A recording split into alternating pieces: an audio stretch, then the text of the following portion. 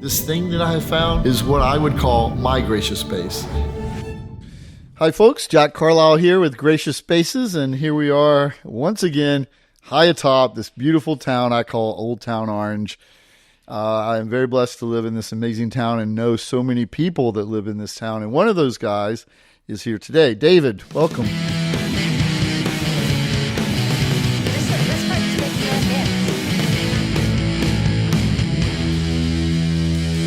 What's up, Jack? How are you, man? Good. Yeah. We were just reminiscing about our leg tattoos and how jealous I am of his whole body work. Yeah. It's an addicting thing, these tattoos. So. Yeah, well, I mean, you have a lot to be envious of yourself. I mean, you got some good pieces, man. So, you're doing good. Appreciate that. And so, we're lucky to have known each other throughout the years. And one thing impresses me so much is it's a job for you, but to me, I see it as give back. And you work with Pathways of Hope, an organization based out of Fullerton, California.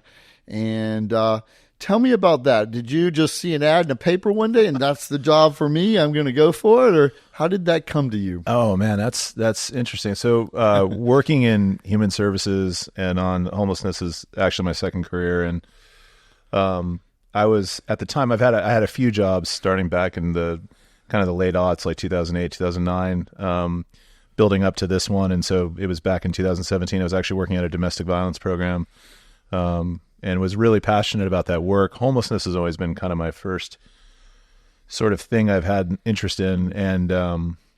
And I got a call from a recruiter, and it was really funny. Actually, I was at the shelter, the domestic violence shelter. I was working there. I was the director of all the residential programs or whatever. And so I'm at one of the shelters. I get this phone call, pick it up, and it's a recruiter. It's this lovely English woman. I've known her for a while because she has done recruitment in our space a lot. And she goes, "David, I have this opportunity I want to talk to you about." I'm not going to do her accent. I know. I think she's from York. It sounds like a Midlands accent, but I don't know for sure. But anyways, she goes, what does she say? She goes something like, "I have this great opportunity. It pays X amount. It's in homeless services. It's as an executive director." And before she even got the sentence out, I go, "Is it Pathways of Hope?" Oh, you knew. Yeah. Well, because she had said North Orange County, I think, in her little thing. Yeah. And I'm a North Orange County kid, born and raised. And my idea was I would really love to give back to the community I was born in, raised in, I was poor in. I had the same struggles that a lot of the people we help have in that community. Yeah. And like I said, she didn't even get it out. I was like, "Pathways of Hope." She's like, "Yeah." I'm like, "When do I interview?" Just tell me. I'll get my resumes ready. Just tell me when. And it wasn't so much that I wanted to leave the other job as much as it was, I don't know. I felt like it was a little bit serendipitous. If that's well, you just told us all the reasons. Yeah, you grew up there. You felt experiences similar to what other people experienced. Yeah, that's huge. Yeah, and that's, for sure. I think anybody in their own career, whether, I don't know, playing sports or being a lawyer or whatever, if you had the opportunity to go back where you were raised and grew up, that's a huge deal. Yeah. It was good. It was at the time, Pathways was pretty cemented as Fullerton as being the main service area, but was kind of slowly expanding. And now we've done a lot to really kind of serve all of North Orange County. So that's great. So it's really, calling is always a strange word to me to use in this kind of context, but it's really where I'm supposed to be, I think, and what I was supposed to be doing. Yeah. So when you started, what growth had they experienced? How old of an organization were they, and where are we today? Well, that's actually a really good question. So it started in 1977, so I'm only 1 year older than Pathways of Hope. So it's been around a long time, and it hadn't really had kind of the growth of some of its peers. And we could talk about that. There's reasons for that, and there's reasons that still persist today. But at the time, it was really a lot about being a faith-based organization, being very kind of, I always call freelancer, almost trunk of the car. Hey, that's a person that needs food. That's a person that needs a stay somewhere. We're going to help them today, right now. And that mentality actually hasn't changed that much for us. But I think that kind of kept it very insulated to Fullerton, and it was called originally Fullerton Interfaith Emergency Services. Okay. And it's gone through a process of evolution. There's a bunch of really great people who came before me. I mean, I stand on their shoulders, and just like someday someone will stand on mine, and take it to the next level. But we were very helpful. It was very helpful for me when I got there that they had started a process of really trying to change the name Pathways of Hope, be a little more inclusive of the whole community. So was it because it wasn't necessarily a brick and mortar like church, but it was faith based? Yeah. Was that the struggle kind of that people kind of didn't know what this was, and it's not Yeah. a church, and how do I get back to faith? And I think part of it is it, I mean, it was not doing faith services, right? It was not proselytizing or any of those kinds of things, Yeah. but it was, I think what happens is sometimes when you work in this space and you sort of cloak yourself or blanket yourself in that sort of identity, Yeah. it immediately maybe creates separation between you and sort of the broader audience you're trying to reach. I see. And I think they understood that. And so even today, all the same churches are still our partners. We still work with all of them. They donate to us. We give back to them. Like, it's very symbiotic in that way. But I mean, one of the things that happens is if you want to, quite frankly, start taking government money and things like that, you really have to be careful and follow a very straight line of, we are not proselytizing. We're not pushing faith on anybody and things like that. So I think there was a decision made at some point that was like, well, if we want to get bigger, if we want to help more people, which is a good thing. Yes. Very good thing. We had to kind of change our identity a little bit. So, And are these families, teenagers, all of the above, young, old? I mean, it's everything, right? So because we do so many different things, we do permanent affordable housing, we do permanent supportive housing, which is, housing for folks that are chronically homeless, that comes with services and things like that, which is a really important, I think, tool in the toolbox of working on homelessness. Yeah. We've done some transitional housing. We've done shelter. We continue to do shelter for families. We've done it for singles in the past. A lot of what we do now is community-based services. So this is, we are at 3 colleges where we do food pantries, but we also do housing services, for the students. And then we have a standalone place. So let me ask you, so housing services for students. So the students have come from a homeless situation. Presently homeless while they're going to school. Yeah. I mean, Wow. sleeping in their cars. We've run safe parking programs, where people literally park in their cars overnight, stay there, get, guidance, or we call it system navigation or case navigation or whatever. And those, helping people navigate what can be a complicated system for housing the homeless. And we help with all those things. So is the housing on campuses then at these? Well, community colleges, that's the problem, is community colleges don't tend to have a lot of that. Right. I know Orange Coast has done some now. One of our partners has talked about it for a long time. We'll see if some of that comes to fruition at Cypress. But we're also at Fullerton College, and we're at North Orange Continuing Education. Huh. We do these services there. And when you think of a student, I immediately go to like an 18, younger, 20s, but older students as well. Yeah, I mean, especially at North Orange Continuing Education, that school tends to attract a lot of older learners. It's more of a technical school, so they offer things like culinary stuff, front and back office medical, and things like that. And, a lot of times it's someone who's lived at home for a while and is from a low-income family, and they're just trying to figure out how to break into a career. Better themselves. Yeah, exactly. And then, we can offer some services to help their family along while they're in the school, while they're in the program. So, but yeah, I mean, sometimes it is as simple as, I say simple, but it's as clear cut as, it's a 19-year-old who's homeless and they're going to school. And that's, in my head, when I think about when I was 19 and I was going to Fullerton College, I was delivering pizza for Domino's.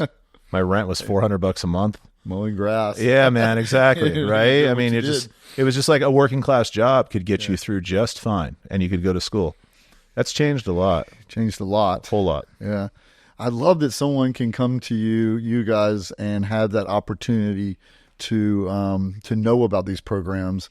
And gosh, even the culinary world, hospitality is huge in this whole area. So, what a great step to take them on to a better path. Yeah, for sure. I mean, I think we have the 3 schools, and then we have an outpost we call the Hub of Hope, which is in Fullerton. And there we see, roughly 65 community members a day for food, 60 to 65.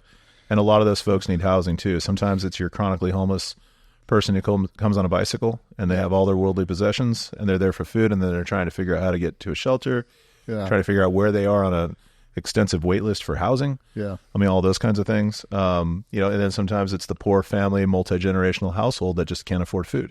And they're making choices between, I can buy food, or I can put tires on the car so I can get to work tomorrow. or buy medications. Exactly. There's so many variables. 100%. 100%. School books. Yep. Yeah. Yep. So I don't want to talk. Well, let's do this. So, I've sort of been explained. There's two types of homeless. Those who won't help and those who don't want help. And do you guys have? If anyone knocks at the door, you're going to figure it out for them. Basically, kind of talking about maybe the mental side of things or drugs and alcohol. Sure. At the root of all homelessness is economics. Okay. That's the bottom line. For most people who are homeless, and it is, I just came back from San Francisco from a conference on homelessness, right? And it was in Union. It was a block from Ellis and the Tenderloin, which I've spent a lot of time in San Francisco. I've never seen it look the way it does in the Tenderloin right now. Yeah, wow. And as a young punk rock kid who got in a lot of trouble, I knew the Tenderloin fairly well. Yeah. And it's bad. It's rough. And I don't for a second think that the people there don't need assistance with more than just housing, but they need significant assistance with mental health and substance abuse and things like that. Yeah. But the bottom line is those are actually usually afterthoughts, because the basis of almost all homeless stories is economics. We call it the backslide, right? So it's, let's say someone works, a working class job and they're just barely making ends meet. They get hurt at work. They go on disability. They can't go back to work. Yeah. They lose their job because economic recession, rescissions in workforce, AI is taking over, who knows, right? Yeah. So you go, okay, well, for a while I'm going to stay with my friends, okay? Yeah. Or I'm going to stay with family. And then family's like, we can't really fit you here anymore, and you're having a fight with someone, which is normal. That's what families do, right? End up at your friend's house on their couch. Then you end up in your car. Then you end up at a shelter. It's that backslide that starts at a place where people are barely hanging on as it is. Yeah. And they're backsliding all the way into street homelessness. Yeah. It is not as if, because you and I, we have neighbors that have mental health issues or use substances. Everybody does. Most people that do those things or have mental health issues have a house. It just turns out that some people don't. And those problems, mental health, substance abuse, everything, are exacerbated by the trauma of living on the street. Yeah. When you are homeless, every single day, every 24 hours is about surviving the next 24 hours. Would you identify that as one of your biggest challenges? It's a huge challenge. I mean, it's we don't have enough of anything to solve the problem. And that's where, from a Pathways of Hope perspective, we never walk into a room. We never make a media comment. We never do anything that says, we're going to end homelessness. Like, we're not. That's not up to us. That's actually, what is up to us is how well we help the next person in line, right? And so I think when you think about what's really required to solve the problem of homelessness, it's much bigger than anyone talks about. Huge. Yeah. I mean, it's massive economic, tectonic stuff getting shifted around and changed to prioritize a safety net. I kind of laugh when I hear mayors go, oh, we're going to end homelessness in our city. No, you're not, because homeless folks don't give a crap about your borders. Yeah. They'll come from Santa Ana to Orange, back to Santa Ana, where services are, where they can get a decent night's sleep, where they can do the things they need. Exactly. Yeah. It's a much bigger issue than any of those things. And so, the best thing we can do, at least at work, is we focus on the next person that's in line, who's literally right now, it's 11:35. We don't open the Hub of Hope until 1 o'clock. I guarantee there's been someone in line for 2 hours waiting to talk to a service navigator, waiting to get food. And that's what we have to focus on. Define Hub of Hope. Yeah, so the Hub of Hope is that outpost in Fullerton. It's our first sort of touch point for a lot of people that come to us that need help. They walk in. We have a full staff there and tons of fantastic volunteers that just do a great job for us. Yeah. We serve food. Right now it's back down. Well, it's kind of up again, but it's about 60 to 65 a day. I think I was saying earlier. During the pandemic, it was as many as 250 people a day. Wow. We're coming there. But we do a lot there. We do rental assistance there for folks who are struggling with rent. We have different kinds of funding and different techniques we can use to just sort of, this gets into industry garbly gook for what we do, but it's all the tools in the toolbox to try to help keep somebody housed, because that should be a priority, right? Prevention, keeping people from becoming homeless is really, really important. Yeah. And then also trying to solve problems for people that already are, and try to get them into shelters, permanent housing lists, stuff like that. So, because once I think you sort of start heading down that path, it almost seems like it's going to be hard to kind of climb back up and get out of that hole. Yeah. I just due to so many, the world's loss against of you. family The world's members, against you at that yeah. point. I mean, Yeah. we are not a country, and we are not a world. Well, I'll stop. I won't say world, because I mean, some countries, quite frankly, do a better job with this. We are not a country that's friendly to poor people. We just aren't. Yeah. And our safety net, in comparison to other places, is really pathetic in a lot of ways. Yeah.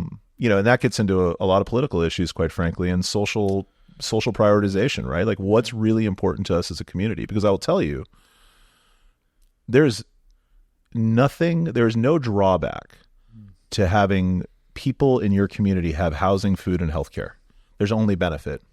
I have 2 kids. They're almost 15 next week, and 11 will be 12 soon. And when they were growing up and I was doing this work, I would think to myself a lot, like I would take them to Hart Park, right? Yeah. And we both know Hart Park's in our neighborhood. Yeah. And Hart Park has its complications with the local homeless population and all the things that go along with that.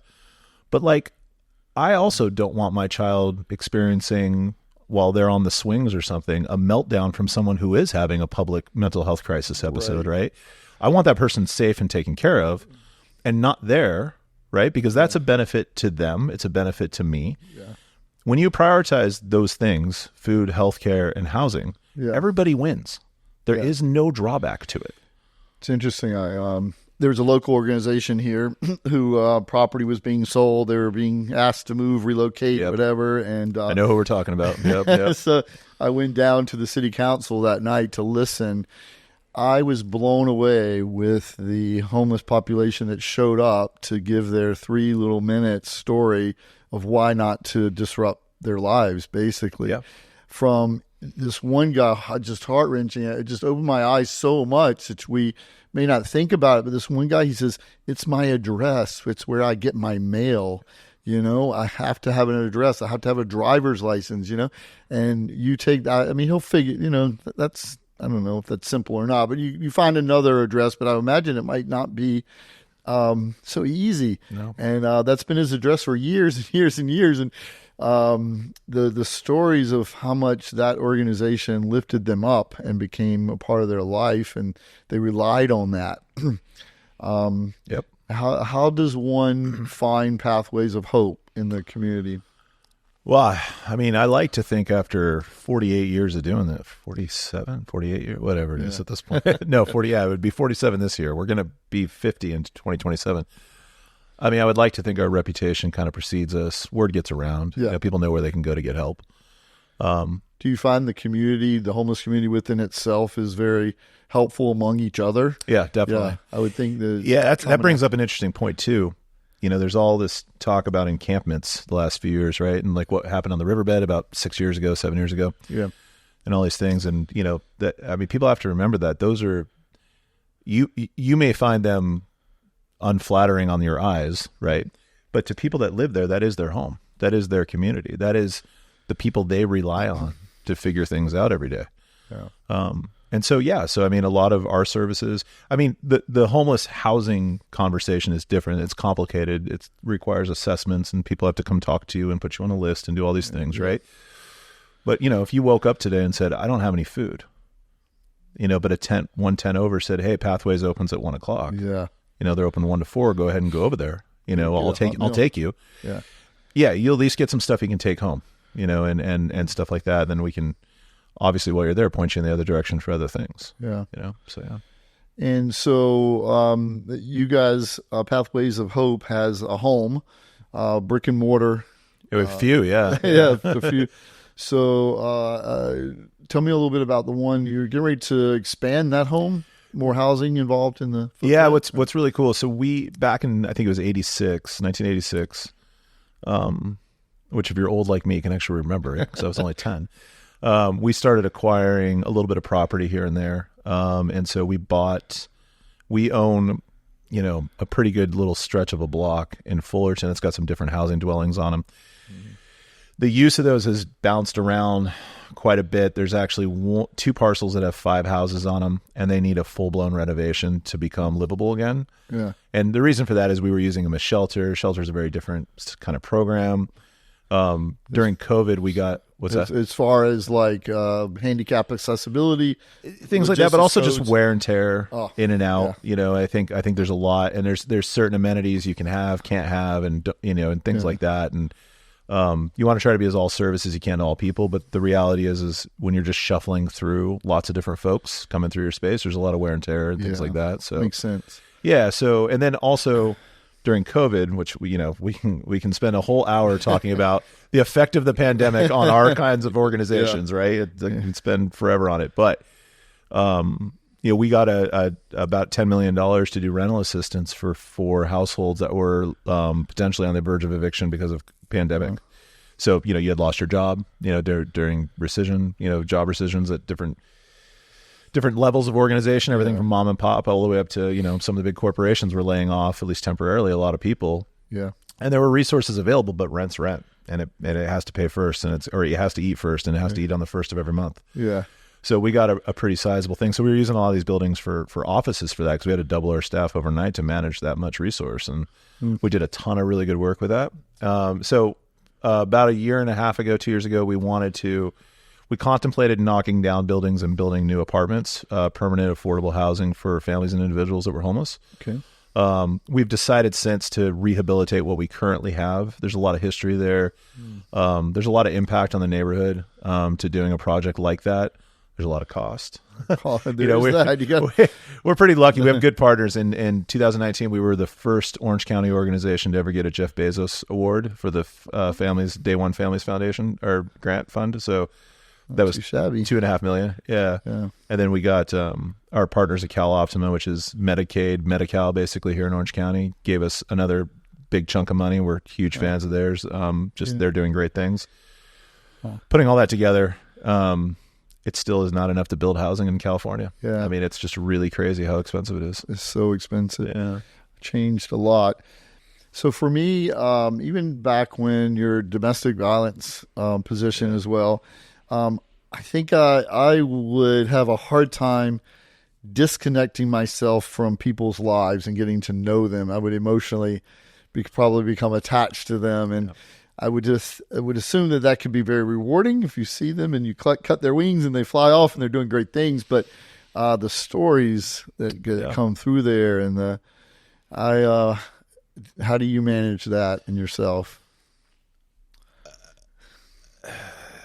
It's hard. I think the hard part is, for me now at my age, is the stuff I see that resembles my childhood. I think sometimes that's the hardest part. And so I did not come from a household that was either chronically homeless or had domestic violence. My parents divorced when I was 12.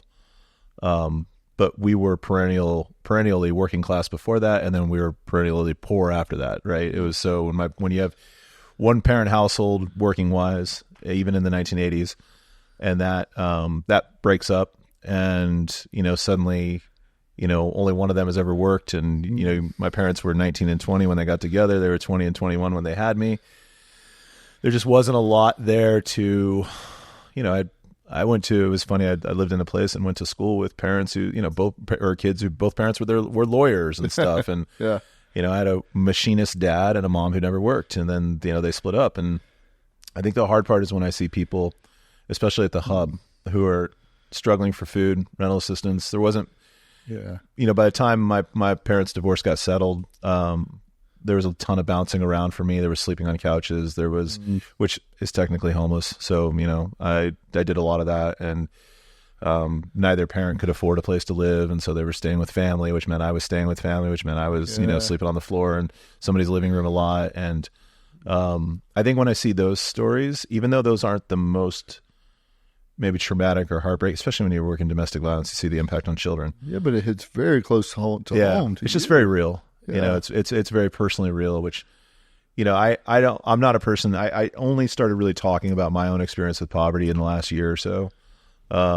and it was at the urge of everyone at work, was like, you need to talk more about your experience, how it relates to our work. Right. But I have really great board members who were literally homeless. And so they know more about it than I ever will. So we talk with them more. Wow. But I think those things, when I see them hit hard, I think the rest of it, I think I've become very adept at understanding what I can control and what I can't. And I think, I know stoicism is all the rage these days, and I think that whole philosophy makes a lot of sense to me. I was practicing Buddhist for a long time. And I think understanding control and what you have and don't have in terms of your capacity to affect change is really important to me. And I think I try really hard to help our team understand that. So, we have about 25 employees, and a lot of those are frontline workers, and we've been bigger than that. We've been smaller than that. It kind of depends on what's going on at the time. And one of the things I really try to impart on people, especially when I try to talk one-on-one a lot with our people, and it's hard with the team that size and stuff. It's not huge, but it's also, it's not like I can be in your office every day talking to you. I got stuff to do. But I try to do a lot to say, like, you're not in charge of saving the world, actually. It's actually not Pathways of Hope's job, like we were talking about earlier. Mm-hmm. Your job is just to do the best you can for the next person that walks through your door. Yep. And if you can do that, then you've had a good day. Good day. And so even with me, when we get, we run a couple different family shelters, and we'll have domestic violence issues or something, and I understand where that can be triggering. I also just have to stop and remind myself that, like, I don't have any control over the situation here. I just have to use the tools I have and help the best I can. And that compartmentalization is really hard. It's really hard for people that care. I think it's also helpful. I really try to, I try to personalize the work, and I take the issue very macro. So what I was saying earlier about how it's not up to mayor, it's not up to the county supervisor, it's not up to any of these people, right? And so when you kind of are comfortable releasing that level of control and sort of like stepping back and really acknowledging what the big issues are, it doesn't make you feel better that the issues exist, but it helps you better manage your expectations. Mm-hmm. And I think managing expectations is so much of what you're asking about. Yeah. We're hearing you talk about it hitting a little close to home, and then some fast forward into that same conversation. I think it just knowing you in general, though, is it's got to be rewarding, though, that you're feeling that memory, nostalgia, reflection, whatever you're doing, but knowing that you're here in front of this person who's come to you for help, and you're going to help them hopefully transition out of that situation. That's got to be very rewarding. So I hope you sit back and reflect on that too, and know it's another thing I'm not that good at, though. Like, honestly, it's almost like just there's another person that needs us. So it's hard to really savor the victories, I think. What I like to do is think about my mom, and she'll be gone 11 years this year, and I think about the challenges she had as a single mom. My dad's not a bad person. He's totally in my life and everything, but they were just poor and they were split up. And so, getting 3-day notices on the door, paying rent late, that was every month, or, the least being late. It's like, you want to open the mailbox. There's going to be something in there. Just come home and ask for money. Home. My mom would come home from my mom split time. She was half-time at the cable company, like as a customer service person. I think that was maybe her first real job. And she was already, 30 something or in her 30s, maybe. Yeah, like 31, 32. And then, she was a halftime lunch lady at my school where I went to high school. And, you come home from work at the end of a long day and there's a notice pinned to your door. Yeah. It's tough. And you just sitting there thinking, God, I'm doing everything I possibly can. What more can I do? Yeah. Yeah. I'm sure she's very proud of you. Yeah. I think so too. She was proud that I got into this career from what I was doing before. And I think she would have really appreciated my last couple of things I've done, and especially what I'm doing now, especially when it's in our community, Yeah. We actually, one of our food pantries, one of our colleges is actually in the hospital I was born in. It's now a college. It's come full circle. Yeah, it's kind of funny how that works. Yeah. Isn't it though? Life takes you in so many great directions and different directions. 100%. Yeah. So someone's out there, they really are connected with Pathways of Hope and what you said. How can they get in touch with you guys for volunteering, for financial, or assistance? Yeah, for sure. Yeah. I mean, everything, whether you need, our first priority is always helping people, right? So but obviously I want to meet and engage with community members where any of this resonates with them and they want to talk more about how they can get involved. Our website's great, pohoc.org. So we call ourselves POHawkers, POHOC.org, and that's obviously Pathways of Hope, OrangeCounty.org. Yeah. Our Instagram's great. You can go on there and see me make a fool out of myself. No, you're great. I love to have fun on there. I love to have fun on there Yeah. and keep people engaged. And I mean, that's another thing. The work's serious. The whole world is serious, but like you have to bring enthusiasm. And I think that doesn't come when you're always down and dour. I think you have to have, it's hard to be optimistic about the situation as a whole, but it's easy to be optimistic about your capacity to help next in line, which is our perspective. What you do very well too is you acknowledge those that are helping, those that have helped. Yeah. You're motivating, you're appreciative. You haven't forgotten those people that it's not just you at Pathways of Hope. It's these 25 people and all of these other people that volunteered and give time. And definitely money. Not the David show. It's not, never. It never is. I don't care if I'm the guy who runs it or not. It's about the people, and our people are the best. We have the best team in the work. Outstanding. We are hard to work for, and we're very grateful for people that come to work for us because we only hire the best. And those people are just, they make it happen every day. They're amazing.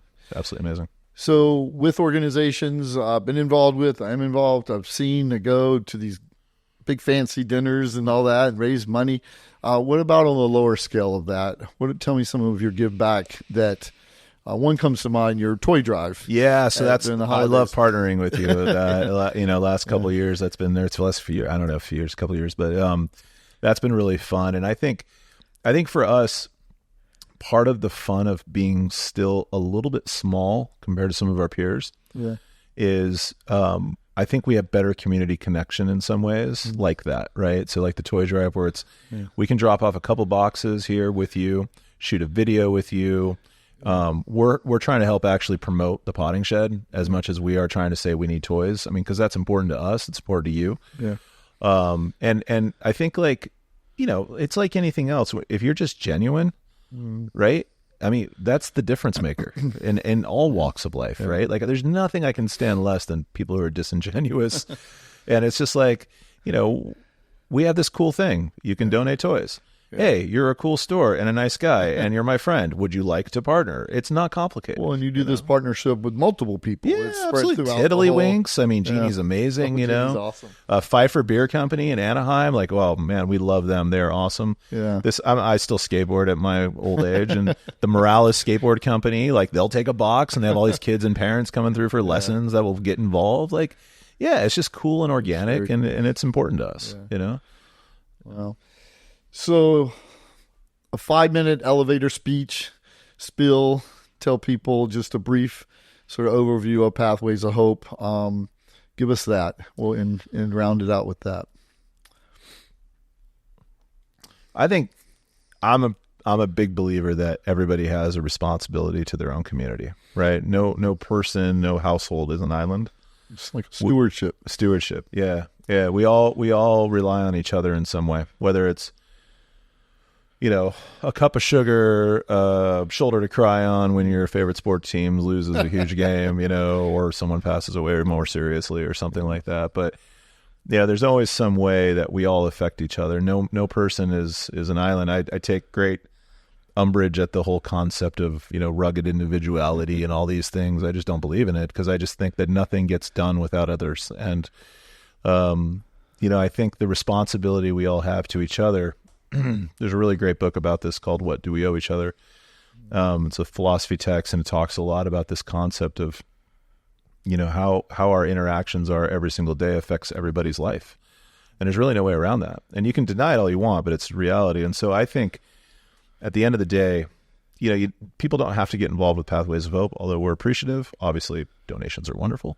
Volunteers are fantastic. But what I really want is I want people to be ambassadors for the concept of community, right? Mm-hmm. And when I think about community, I think about the idea that like everything, going back to what I was saying earlier, everything is better if everyone is doing okay, right? And with a higher quality of life and a higher standard of life comes higher happiness. So I think we, unfortunately, and this is another like 5-hour podcast if you ever want to do it, but I think the reality is that the rat race of staying alive in this world and in this country has become so onerous for so many people that the idea of stopping and thinking about others is really hard. And I understand that. I totally understand that. I say all the time, the number one thing we could do to solve problems like this in the world is people have to start caring about people they don't know. And that's a really hard place for people to get to when the rent's due, you know? And so I would just say, it's funny because I have to raise money for my job and sometimes I just don't. I just say to people, I'd rather you be involved with these issues and help change the tide of priorities in our community as opposed to just writing us a check. Although I'll take your check. I think that's great. Yeah. But I would rather someone show up to city council to get more housing built because people need it. Yeah. I would rather people advocate for poor students in their schools and help tutor them and help push them and help help create better education systems for children. I'd rather people just do these things organically. There's so many avenues to go down. Oh, it's fantastic. I mean, that's the beauty of it, is that there's so much availability, but people just have to activate on it, you know? And like, I think, I mean, it sounds so stupid sometimes. And I even saying this right now, I'm going to roll my eyes at myself, right? Yeah. But like, it really does start in your own backyard. I mean, there's so much you can do. If you feel like the world's out of control and everything is terrible and all these things, and I get all that. I'm not a person with a lot of anxiety, so it's sometimes it's tough for me to relate to, but I get that, right? Yeah. Just find something close to you. Yeah. Go to the Friendly Center in Orange is a great place. Yeah. I'll shout them out. I love the Friendly Center. We're not if we're in the same space, great. Go help them. Yeah. Come help Pathways of Hope. Well, there's the beauty options. Of this. You can be listening anywhere and guarantee there's an organization, a 100%. Church, or something in your neighborhood or your city that you can go and help. Yeah. 100%. And it could be as serving food to those people. You don't have to get in the kitchen and make it quite yet, but once you do that, I bet you're going to go further in that volunteering aspect. Yeah, and the road that goes down is then looking at the macro issues and asking ourselves, how did we get to this place to begin with? Yeah. Right? It's a tough situation. Yeah. No easy answers for it. Nope. Well, I appreciate your time today, David. Thanks for having me. And we're going to have a whole separate show about your passions of soccer, snowboarding. There's so much this man does. I said I don't have anxiety issues, but the only thing in the world, you've seen it on my Instagram, I'm sure, the only thing in the world that gives me anxiety is the Liverpool Football Club. That's the only thing in the world that gives me anxiety. Understood. Well, thank you so much for being here today. Thanks, Jack. Appreciate it. We will see you later, folks. Thanks.